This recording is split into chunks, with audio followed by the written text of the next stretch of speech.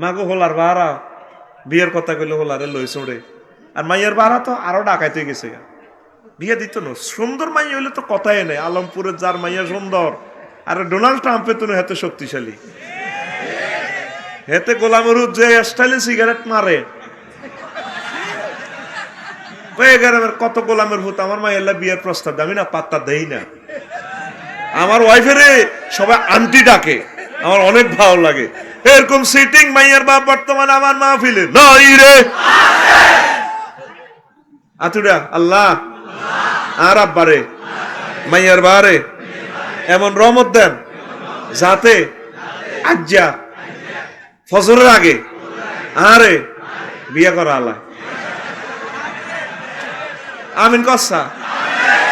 আর হন তোর বিবেক তোর বিচারটা দিলাম, তোর যদি বিয়েটা করাইবো তুই 1 কেজি খাদ্য উৎপাদন করসা, আব্বার লগে কতর কাম করসা, দেশের উন্নয়নে কদর ফুল ফসল উৎপাদন করসা, দুগা মাশাআল্লাহ বই থাকছে কদর কাজ কর।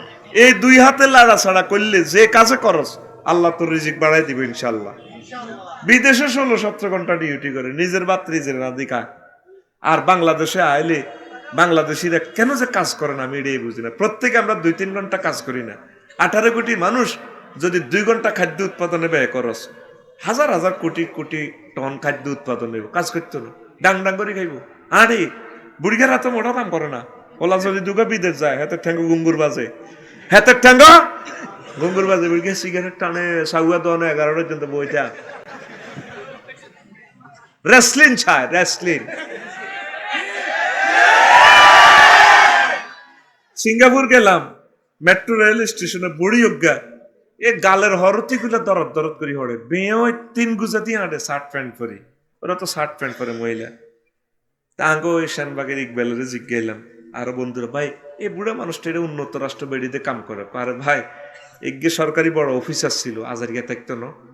তারপরে ইন্ডিয়ান বেসরকারি ভাবে মেট্রো রেলে কাজ করে মানুষের, শুধু এটা দেয় দিস ওয়ে, মানে এদিকে আসেন এদিকে যান, এতে করেন।